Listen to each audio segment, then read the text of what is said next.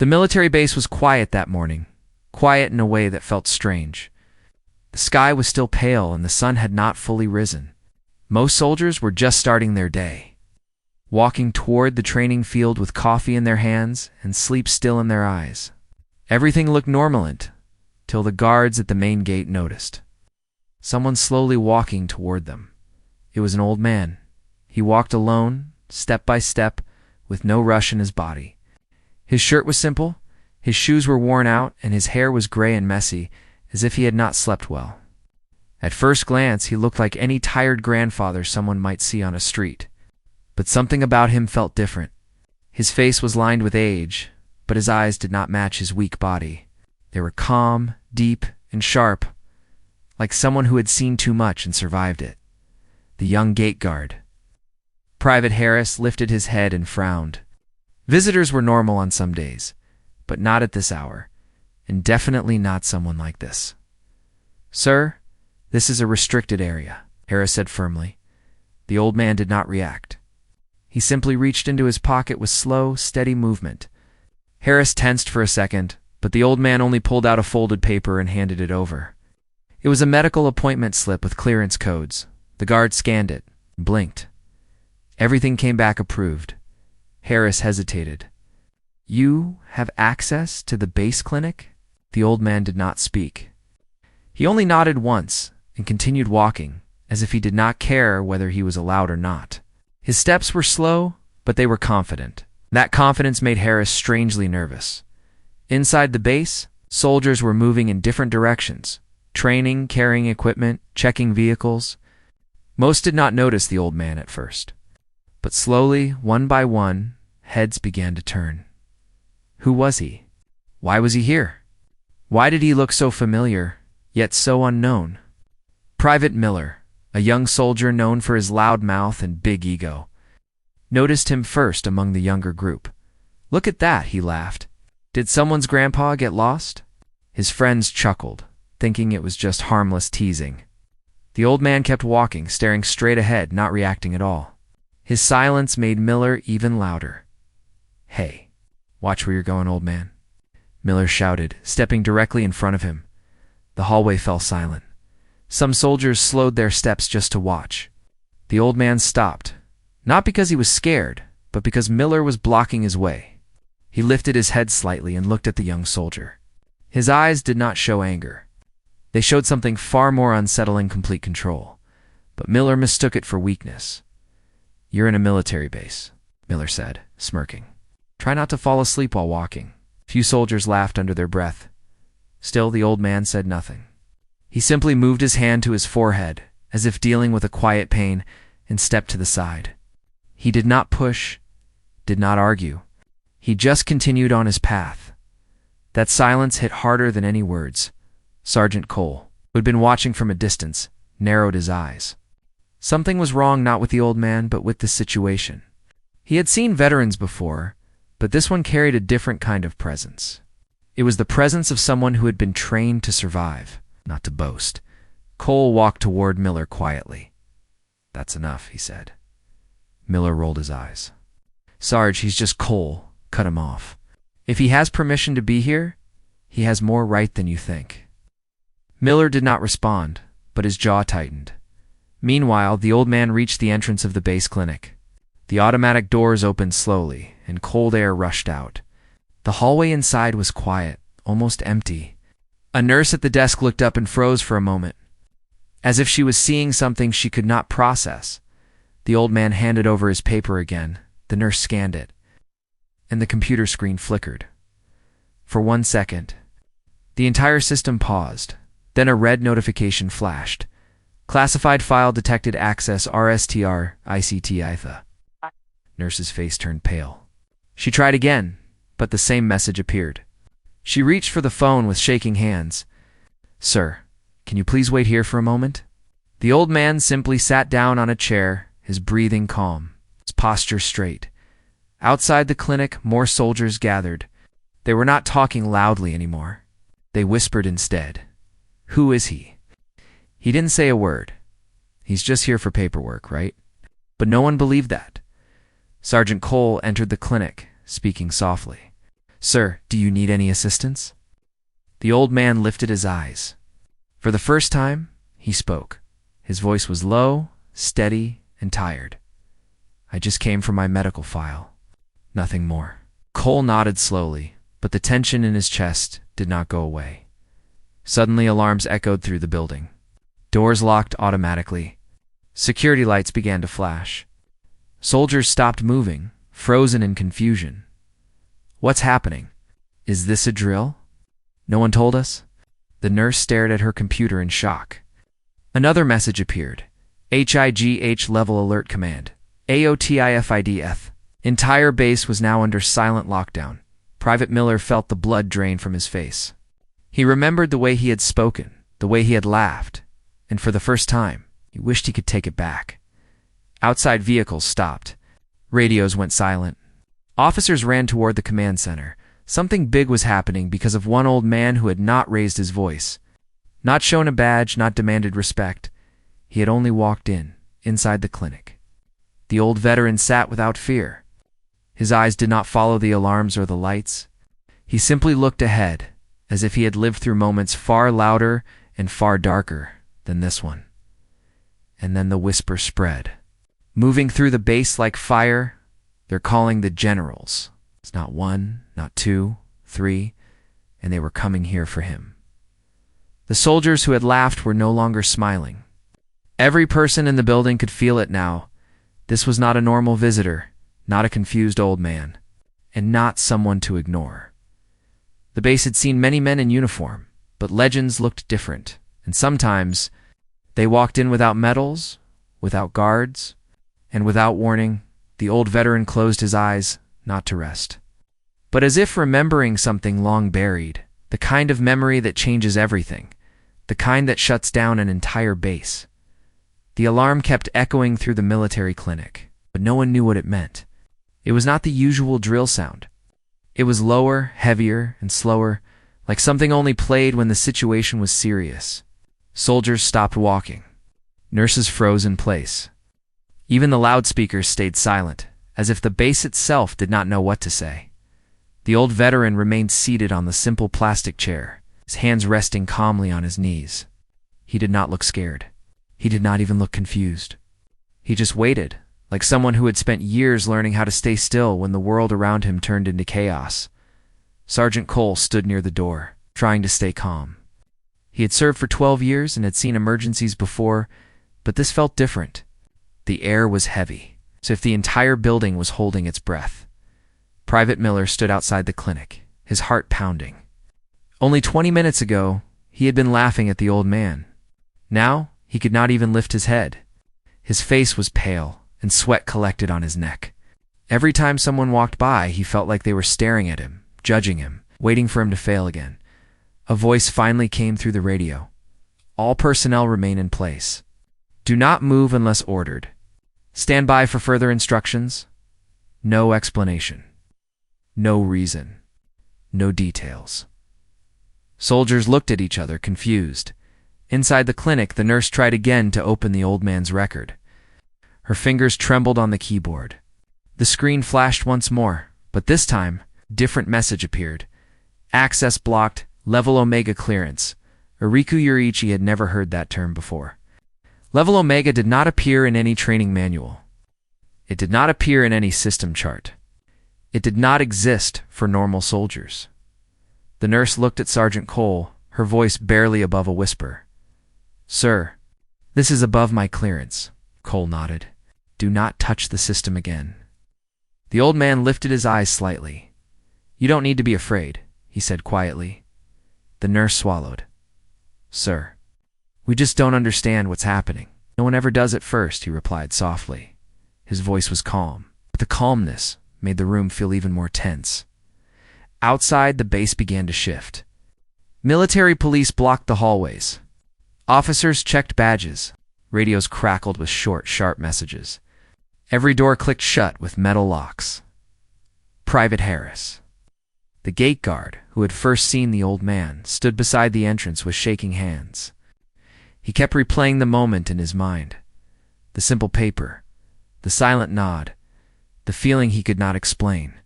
At the time, He did not know why he felt uneasy. Now he understood. Some people carry power without showing it. Inside the command center, officers gathered around large screens. The base commander, Colonel Reeves, stared at the alert message that covered the main monitor. Who activated this level? He demanded. No one answered. This clearance hasn't been used in years, another officer whispered. Used in years, another officer whispered. Reeves pressed his lips together. Find out who the visitor is. We tried, sir, a lieutenant said. His file is sealed. Even the Pentagon link is blocked. Reeves froze. Blocked from the Pentagon. That was impossible. He took a slow breath. Then the generals are already on their way. Back in the clinic, time seemed to slow down. The old veteran sat without moving. He looked like a man waiting for something, not a person, but a moment. Sergeant Cole stepped closer. Sir, is there anything you need? He asked. The old man looked at him with tired eyes. I only came for my medical file. Cole nodded, but he felt a cold pressure in his chest. Why would the system react like this for one file? The old man didn't answer. Instead, he looked at the wall, as if listening to something no one else could hear. Outside the clinic doors, 2 military police officers took position. They did not speak, and they did not look inside. Their instructions were clear. No one enters, no one exits. Private Miller watched them, unable to stay still. His voice cracked as he whispered to a nearby soldier. Do you think this is because of him? The soldier didn't answer. Miller swallowed hard. I didn't know. I thought he was just the soldier cut him off quietly. You should think before you speak next time. Miller felt his stomach twist. It wasn't just fear. It was shame. Inside, the old veteran slowly stood up. The movement was small, but everyone reacted at once. The 2 MPs straightened. Cole stepped forward. Sir, please remain seated, he said, keeping his voice calm. The old man looked at him gently. I'm not going anywhere. He placed one hand on the wall to steady himself. It was clear his body was tired, even if his mind was strong. Cole motioned to the nurse. Get him water. The nurse nodded and hurried away. While she moved, the old veteran looked around the clinic, the bright lights, the empty chairs, the posters on the walls. Something about his expression changed. It was not sadness. It was memory. He whispered something under his breath. Cole heard only a few words. Too many years. Too many names. Before Cole could ask anything, the loudspeaker crackled to life. All personnel stand by. High-level aircraft approaching base. Estimated arrival, 10 minutes. Clinic fell silent. No drills brought generals. No routine tasks shut down. Base. Something bigger was happening. Something no one understood yet. Private. Harris stepped closer to the hallway window. In the distance, could already hear the faint sound of rotor blades cutting through the air. Miller heard it too, and his hands shook even harder. Sergeant Cole looked at the old veteran. Sir, why are they coming? The old man slowly sat back down. His breathing was steady, but his eyes looked far away, as if seeing a memory instead of a room. I did not ask them to, he said quietly. They are coming because they must. Cole frowned. Must. Why? The old veteran closed his eyes for a moment. When he opened them, there was no anger. No fear, only a heavy truth. Because some things were never supposed to be found again. Before Cole could respond, the entire building vibrated gently, the sound of helicopters drawing closer. Outside, soldiers rushed into formation. Officers straightened their uniforms. Everyone stood at attention, waiting for something they had never trained for. Miller backed against the wall. Wishing he could disappear, the old veteran lifted his head. He was not afraid. He looked like a man who had seen the end of many things and survived. Every one of them. The sound of the helicopters grew. Louder, not 1, not 2, but 3.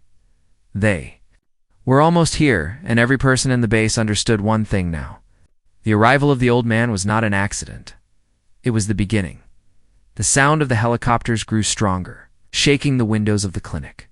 Dust lifted from the ground outside, and soldiers rushed into formation across the field. No one was talking now.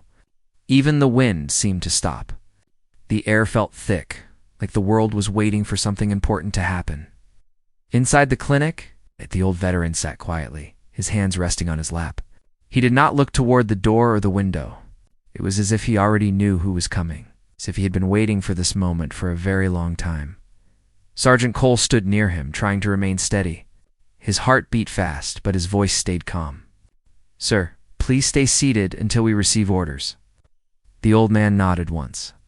"Orders will come soon." Cole did not know why that sentence made him feel colder. Outside, the first helicopter touched down. The blades slowed, sending waves of dust across the ground. Soldiers shielded their eyes.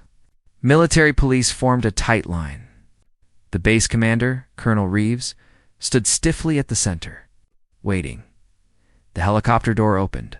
A tall, gray-haired general stepped out, General Marcus Hale, a man known for never smiling and never wasting time. His boots hit the ground with firm, sharp precision. His eyes scanned the area. It was cold and focused. The soldiers snapped into perfect attention. Seconds later, the second helicopter landed. General Lawson emerged, shorter, stockier, with a stern face and deep scars across his knuckles. People whispered that he had survived missions no one ever talked about. Finally, the third helicopter arrived. Out stepped General Reed, the youngest of the three. But with eyes that held more history than his age, suggested 3 generals, 3 different pasts. But they all walked together with the same urgency. Colonel Reeves saluted. "Sirs, the base is secure." General Hale did not return the salute immediately. His voice was sharp. "Take us to him." Reeves swallowed. "Yes, sir. He is in the medical clinic." General Lawson narrowed his eyes. "Is he alone?" "Only a sergeant and medical staff," Reeves replied. General Reed spoke quietly, but his words carried weight. "Remove everyone except the sergeant. No one else is to be near him." Reeves nodded quickly and rushed ahead. As the generals walked, soldiers stepped aside without being told. No one dared breathe too loudly. The hallway lights reflected off the metals on their uniforms, creating sharp flashes as they moved. Private Miller stood at the end of the corridor, frozen. When he saw the generals approaching, his stomach twisted painfully. He turned his face away, hoping no one recognized him. But General Lawson stopped walking and looked directly at him. "You," said. Miller's knees almost buckled. "Why, yes, sir?" Lawson didn't raise his voice. "Did you speak to the visitor?" Miller couldn't speak. His mouth felt dry. General Hale stepped forward. "Answer him, soldier," Miller finally whispered. "Yes, sir. I did." Lawson studied him with cold eyes.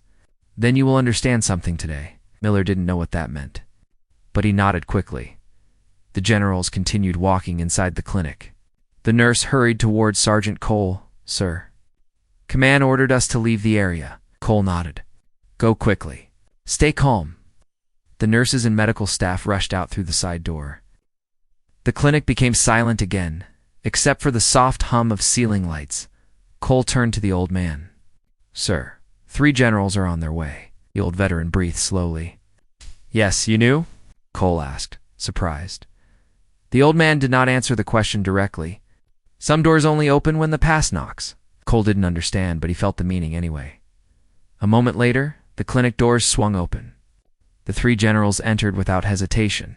Every step they took was controlled. Heavy with respect, but also fear not of the man himself, but of what he represented. Sergeant Cole stood at attention. "Sirs." General Hale responded with a short nod, then turned his full attention to the old man. For a long moment, no one spoke. The generals simply stood there, staring at him not like a stranger, but like someone they knew very well, someone they never thought they would see again. Finally, General Reed stepped forward. His voice was soft, almost breaking. "Sir, we did not know you were alive." Sergeant Cole felt his breath stop. Alive. The old veteran looked up slowly, his tired eyes meeting theirs. "I never asked anyone to think otherwise." General Lawson swallowed hard. "We searched for you after the incident. For years. "You were not meant to find me," the old man replied. "You were not meant to find me," the old man replied. General Hale's face tightened. He spoke in a low voice. "If your name appears in the system again, the world will start asking questions." Cole listened, confused. What kind of man needed 3 generals to hide his existence? The old veteran leaned back in his chair slightly. "I only came from my medical file. Nothing more?" General Reed sighed. "Even that is dangerous." Cole finally found his voice. "Sirs, may I ask who he is?" All 3 generals turned to him. For a moment, Cole regretted speaking at all. Then General Hale answered calmly. "He is the one who ended a war that was never written in history." Cole stared, unable to process the words. A war that was never written. General Lawson continued. His missions were buried to protect the country. And to protect him. Cole looked at the old man with new eyes. This wasn't just a veteran. This was someone whose life had changed the world, but no one knew. General Reed lowered his voice. "Sir, why return now?" The room felt colder. The old veteran looked down at his hands. They trembled slightly, not from fear, but from age. "I am tired of running," he said quietly. "I came to finish what I started." The generals exchanged tense looks. General Hale spoke firmly. "If you stay here, others will find out. We cannot allow that." The old man closed his eyes for a moment. "Then help me leave quietly." General Lawson stepped forward. "We will handle everything. The base remains locked until you are safe." Sergeant Cole couldn't believe what he was hearing. The entire base, the aircraft, the weapons, the security was being controlled because of one quiet old man. General Reed turned to Cole. "Sergeant, you will stay with him. No one enters. No one speaks to him." "Yes, sir," Cole replied immediately. The generals prepared to leave. But before stepping out, Hale paused. He looked back at the old veteran, and for the first time, his voice softened. "You saved our lives once," he said. "We will not fail you now." The old man did not smile, but his eyes showed something close to relief. As the generals exited the clinic, the hallway filled with whispers. Private Miller stood frozen. Realizing the truth, he had mocked a man the entire base and 3 generals ignored in silence. Back inside, the old veteran rested his back against the chair. His breathing slowed. Sergeant Cole spoke carefully. "Sir, if you came to finish something, what happens next?" The old man looked toward the closed clinic doors. "Next," he said, "the past comes back, and somewhere outside, unknown to everyone, a black, unmarked vehicle entered the base. The story was not ending. It was only opening. The clinic remained locked. And the base was still under silent shutdown, but something had changed in the air. The fear was no longer about danger, it was about truth. Every soldier felt it without understanding why. Sergeant Cole stood beside the old veteran, trying to stay focused. But questions kept filling his mind. Who could stay hidden for decades? Who could make 3 generals move without hesitation? Before he could speak, the sound of tires echoed outside. A black, unmarked vehicle stopped at the clinic entrance. 2 men in plain suits stepped out, not soldiers, not officers, but the kind of people no one wanted to meet. General Hale re-entered the clinic with them. Cole stiffened. "Sir, who are they?" Hale answered quietly. "They are here to erase the mistake." The 2 men approached the old veteran, not with disrespect, but with cold purpose. One of them spoke softly. "You were never supposed to return. You know that." The old man looked up, calm as ever. "I didn't return to be found. I came for closure." The second man shook his head. "Your existence opens doors that must stay closed." Sergeant Cole stepped forward. "He's just here for his medical file. That's all." General Hale placed a hand on Cole's shoulder. "Sergeant, stand down. This is bigger than all of us." But the old veteran slowly stood on his own. "No more running," he said. "No more shadows." His voice wasn't loud, but every person felt the weight of it. General Lawson entered next, holding a small metal case. He set it on the table and unlocked it. Inside was a thin file U-load, sealed, untouched for years. "This is the last record left," Lawson said. "Once it leaves with you, There will be nothing tying you to us." The old veteran stared at it for a long moment. His hands trembled slightly as he picked it up. Not from fear, but from memory. He whispered so many names. "Gone." General Reed stepped closer. "Not gone, sir. Protected. Because of you." Silence filled the room. No one blinked. No one moved. Finally, the old man nodded. "Then today, it ends." The two suited men stepped aside, accepting the decision. This was not just a file. It was a goodbye. Outside, the lockdown lifted.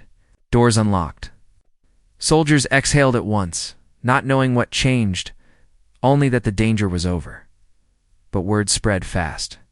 "He's leaving." Private Miller stood near the walkway, frozen with guilt.